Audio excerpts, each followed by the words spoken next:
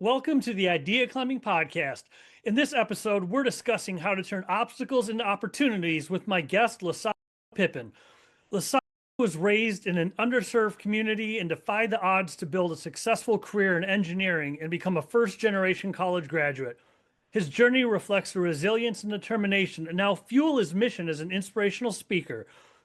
The signature keynote series, Say It Better, Communicate with Clarity and Lead with Confidence, draws directly from that path, empowering corporate professionals, educators, and youth to overcome obstacles and pursue meaningful growth. With a message rooted in grit, reinvention, and purpose, he equips audiences with practical strategies to lead with intention, rise stronger, and climb higher.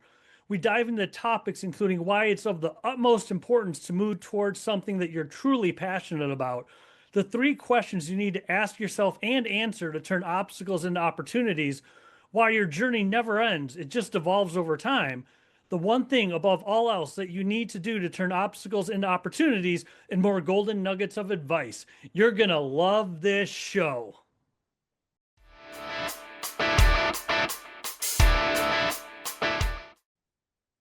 Hello, Lasada. Thank you for making time to be on the Idea Climbing Podcast today. I appreciate you. Yeah, absolutely, man. Thank you, Mark, for having me. Excited to be here and have this conversation with you.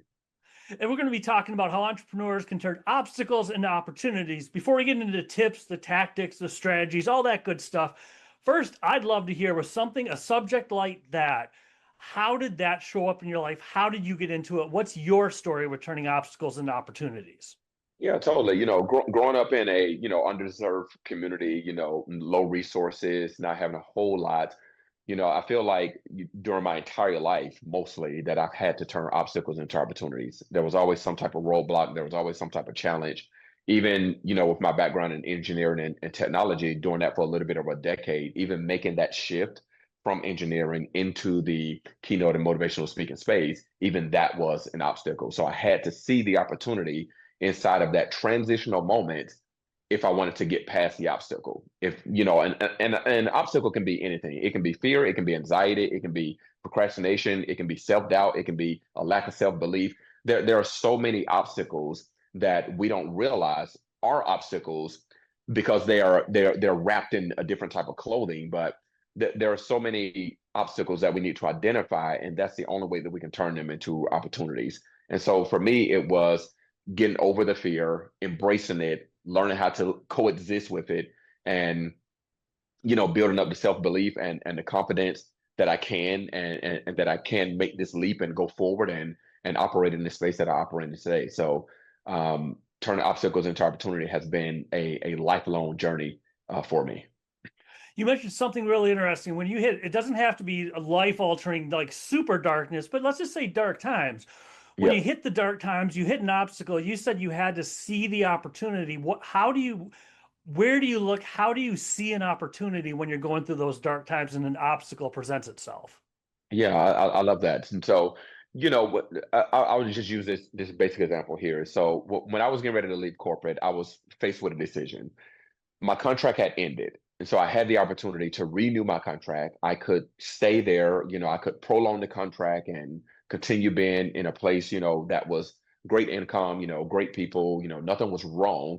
Or I could take a leap of faith and go after what I really wanted to do, what I really loved, what I really desired. And a lot of times we are blinded by what's good that blinds us from getting to what's great. And so and even in another way of saying that is that if you are blinded by darkness in your life, it's going to be hard to see that light oftentimes. And so we have to shift that perspective. We have to change the way we see it. We have to look at it like this is an obstacle, but there's also an opportunity that's naturally baked into every obstacle.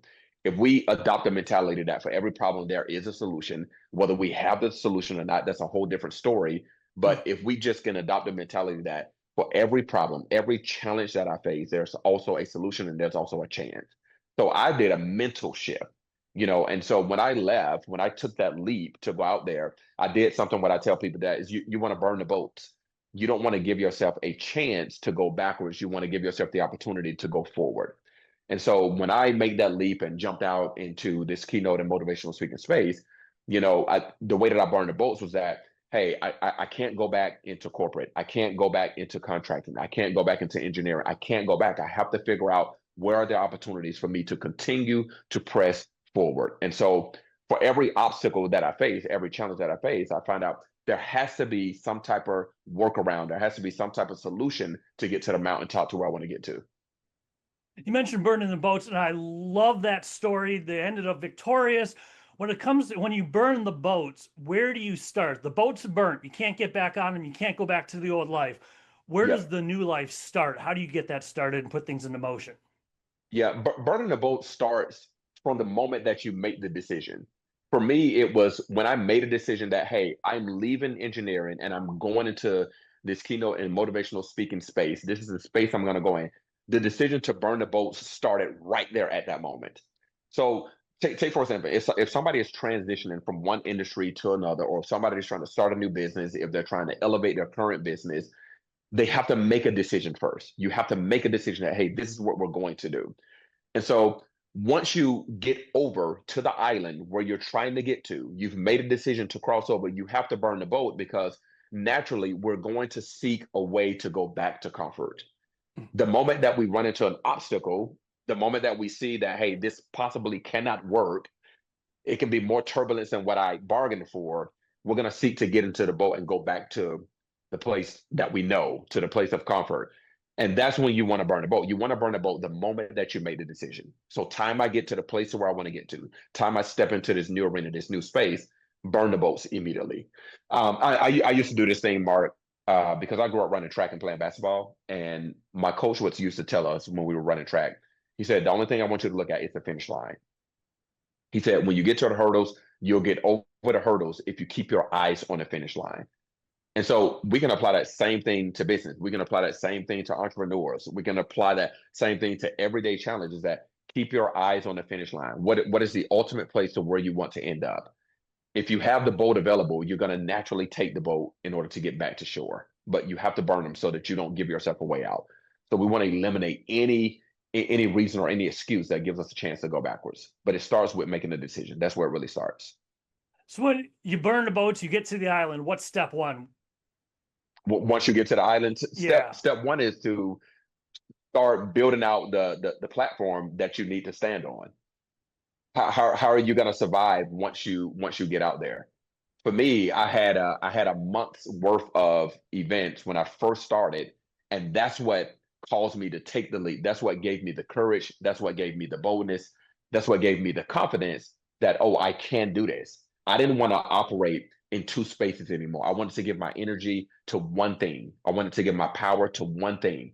And so I had an opportunity in a month's worth of opportunity, but right after that month, it dried up completely. It was completely gone. I didn't have another opportunity until about 4 months later, but I had burned the boats. And so the first step is to stay committed to what was your ultimate dream, what was your ultimate desire, what was your ultimate motivation and reason for taking the island in the first place. And if you have the answer to that question, then you will have the power, the passion, the purpose to continue and go forward. But that is the first step, is to understand what is my ultimate purpose? What is my ultimate reason for wanting to go after this in the first place? And if you can't answer that question, that's going to be hard to navigate. That's going to be hard to continue to press forward. So once you answer that question, you have, you can see the finish line. How do you start to get momentum? Because you're starting something new, possibly from scratch, but at least something new or new-ish. What do you do to Yep. get momentum towards the finish line to get started? Yeah, absolutely. So for me, it wasn't new per se because I had been speaking for free for 5 years while I was in the engineering and technology market.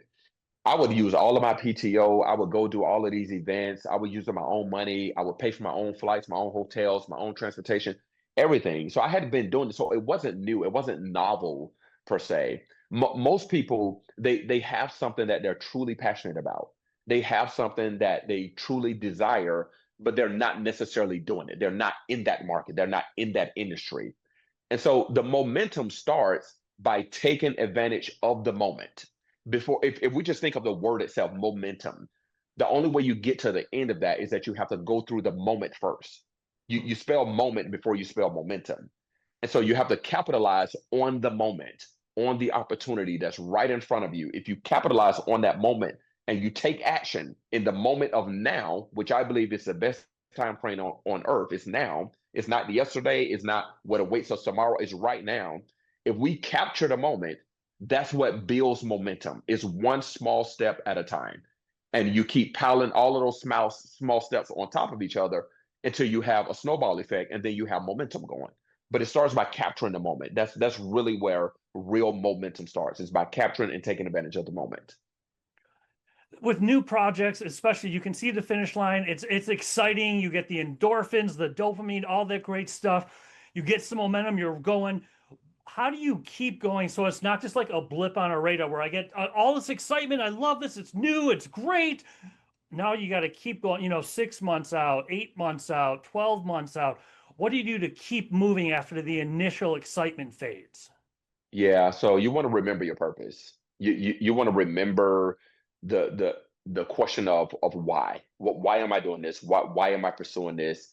You want to remember that, because whatever you said when you asked yourself, why am I pursuing this? Why am I going after this? Why do I want this? That was your excitement. That's what caused you to make the shift, to make the move in the first place. So you want to remember that. And you want to ask yourself, how much do I love this? How much do I love what I'm going after? If I like it just a little bit, or if I like it just for the moment, it's not going to last. You want to actually fall in love over and over again with your pursuit. You want to fall in love with that. You want to be obsessed with what it is that you're going after. I can honestly answer for myself, is that I am obsessed with what I get to do every day. I am in love with what I get to do every single day. And so that's kind of the first step, is that you want to make sure that whatever you're going after is that, one, you know why. What is your reason for going after this? What is the real motivation? And then you want to make sure that you actually love this. Because there will be times, just like any relationship, there will be times to where it may feel a little stale. And then you have to remember, why did I choose this in the first place? And that's how you keep going. Is you always take yourself back to, oh, I remember the first moment when I discovered this passion, this energy. But I need to remember that in month 6, and month 18, and month 24. I need to remember that passion and excitement from day one. That's what does it for me. Well, once you get going in the past, you got some passion driving you. When does a strategy come in? Because I mean, I would imagine at first making the leap, burning the boats, you can be all in, and people are attracted to your excitement, and whatever clients you want to have or business you want to grow is starting to happen. At what point do you have to get strategic about things and not just be riding high off of excitement and love? Yeah, of course, because excitement and love, that doesn't last. That's not going to propel you forward forever. Because so now you get to the point, just like you said, you want to get to this place of strategy now, but you still have to ask more questions. Is, what is my ultimate goal? Where do I want to take this business? What level do I want to reach? And you have to know, what is the end result. I always tell people, you want to start with the end from the beginning.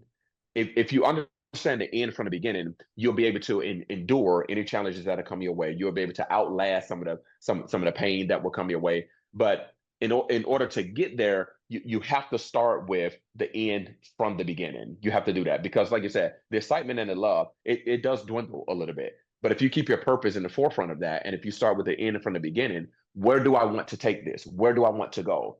How much energy do I want to invest in this?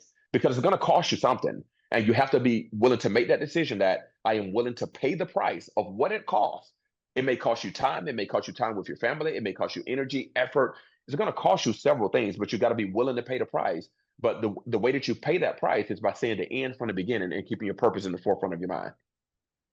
So with the end, what are some ways that you have the right finish line? Or better question, when you're going towards the finish line, what happens if you decide, oh, maybe that's not what I want, I need to shift gears? Do you shift to a new finish line? Do you just stick with it? When do you know when to change gears? Because not everyone's going to know the one end goal, and it's going to stay the same for the next 2 years. It might shift. How do you know when to change gears or shift directions when you're moving towards that purpose or finish line? Yeah, absolutely. So if we go back to the question I asked, hey, do you love it? If that's kind of a straight yes or no question. Do you love what you're doing, what you're going after? because that's the foundation of your energy. Is, do you love this? Are you obsessed with it? And then number two, you have to ask yourself, am I really good at this? How good am I at what I do and what I provide? How much value do I bring into the lives of other people, into the companies and organizations of other people that we serve? How much value do you bring? So you have to have this level of skill, this level of expertise, because you're providing value to people. At the end of the day, that's what you want to. You want to give them value. You want to make it worth their time. Of why do they need what you have? So all of this is strategic thinking at this point. Again, we love it, we're good at it. And then number three is, how does this help somebody else? How does it help them? How does it serve them? And so we're building all of this strategy out in order for us to keep going. If we're not at that place to where we can answer those three questions effectively and efficiently, then that means that we still have more work to do. And a lot of times but it's hard to shift, Mark, from something that you are totally in love with. It's hard to deviate from this path, this plan, if you are totally obsessed with it, if you're in love with it, if you're really good at it, if you know the value that you bring to other people, if you know how it helps them. It's hard to navigate away from that when you have those three things in place. When you have those three things down packed, you've answered the question, you've answered the call. That's hard to navigate from. It's hard to deviate from. And so we start figuring out new ways to promote, to attract business and other people to what we have, because we believe in this thing that much. So So instead big of question. shifting, we promote or we elevate. Big question. What happens? You get going. What happens when you hit that finish line? You make a new one. What does it look like when you're like, oh my God, I've arrived? Then what? Yeah, you know what? I'm of the mindset. I don't know if you ever arrive. I'm not sure there's actually an arrival point or a destination point. I think that seems a little too easy. I think it's evolving. I think that's what's happening. You kind of keep pushing the finish line back. Once you get close, you meet a target, you meet a goal, or you meet a desired outcome, you push the finish line back or whatever, and you start to build from that finishing place, and you start going to the next target, the next goal, the next outcome that you're looking for. But I don't know if you ever arrive completely to I guess this place of paradise. I'm not sure that it ever ends, because there's always room for growth. There's always room for improvement. So I think that we're evolving more than finishing. I think that's what we're doing. You've touched on it a little bit, but I want to make sure I'm on point. Do you need to have celebrations along the way to keep you moving? Again, the endorphin, the dopamine, what kind of things can you do along that race to keep the gas tank full and keep moving ahead? What kind of things can you do for that? Yeah, and I think that is one of them that you mentioned. You do have to celebrate the small wins, but here's a concept that we teach and that we help people with as it relates to celebrating these small wins. And this is just basic, simple math here. If you take 10 steps forward, but you take 7 steps backwards, you're still 3 steps ahead. And so I tell people to look at the progress that you made, not necessarily the processes that you put in place. Look at the progress, focus on the progress. Are we better today than we were yesterday? Are we better at this time this year than we were at this time last year? So here's the concept, is that small steps forward are still steps forward, no matter how you look at it. You want to focus on progress. And that is a huge way, one, to keep your fire lit. That's a huge way to help you keep going. That's a huge way to know that you're doing the right thing, that you're on the right track. All of those things are positive promotions for you to keep going, for you to keep pressing forward. Is that small steps forward are still steps forward, either way that you look at it. Don't focus on the steps backwards that you take. Only focus on how many steps ahead am I today compared to where I was yesterday. So you have to always have this comparison of your progress in place, so that you can know that I'm moving forward and I'm making progress towards my ultimate goals. Do you keep track of the steps? I mean, is journaling part of this? What kind of things lead to reminding yourself, I can celebrate 3 steps forward? Is it journaling? Is it something else? What do you do to keep track of those successes and those steps? Yeah, so I actually happen to have my notebook right here with me. So I'm a huge, I don't know if you can see that, but I'm a huge note taker. I'm a huge journaling person. I write down almost everything, because I want to measure. if I don't keep track of it, if I'm not writing it down, it's hard for me to measure. It's hard for me to see and understand the progress that I have made. That's hard. So I have to have some type of measuring system in place.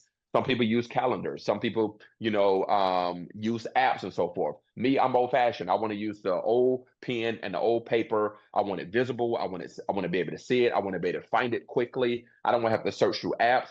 So I measure it. And that's the only way that you can know that you're making progress is by measuring it.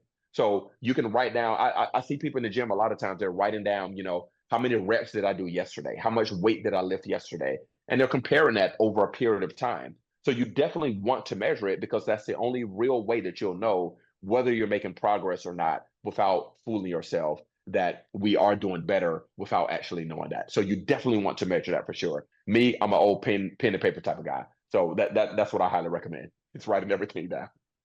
Me too. I still love the pen to paper, and I've read and heard that your brain chemistry is actually different with writing something than typing something. It shifts your memory and things like that It too. does. It does. It's a deeper connection when you actually when you're physically involved when you're writing it on that paper. There's a deeper connection to it than it is with typing stuff. And so I'm a huge proponent of writing and measuring my actual progress. And we have covered a lot of ground in a short period of time. When it comes to for entrepreneurs turning obstacles into opportunities, there's a lot of stuff we covered, a lot of great points. Someone's listening or watching, like, I get it, I want to do that. Whether it's reinforcing something you said or something new, if you were to say, at least do this one thing, what would you tell people to do? Oh, if I had to tell you to do one thing, I'm gonna bring this to what I've done my entire life. If you have to do one thing, I would simply say to always push. And push means something here in our world. It simply means to persevere until success happens. That's what it means. The game is not over until you win. So if you persevere until success happens, you will eventually be great. You will eventually hit the shot. You will eventually hit the ball. You will eventually win ultimately. But you got to persevere until success happens. So you have to keep pushing always, no matter how you feel, no matter what it looks like. Keep pushing and keep believing that your best days are yet to come. That's the simple method of what I would tell somebody to do. This has been awesome. If people want to find you online, where's the best place or places to go? Yep, LasadaPippin.com, easiest place to go. All of my socials are just simply at Lasada Pippin, and you'll find everything you need. And I'm an easy target to locate. Thank you again. I appreciate the time, Lasada. Yeah, thank you, Mark. And scene. Boom. Awesome. Yep. That was high intensity, fast pace.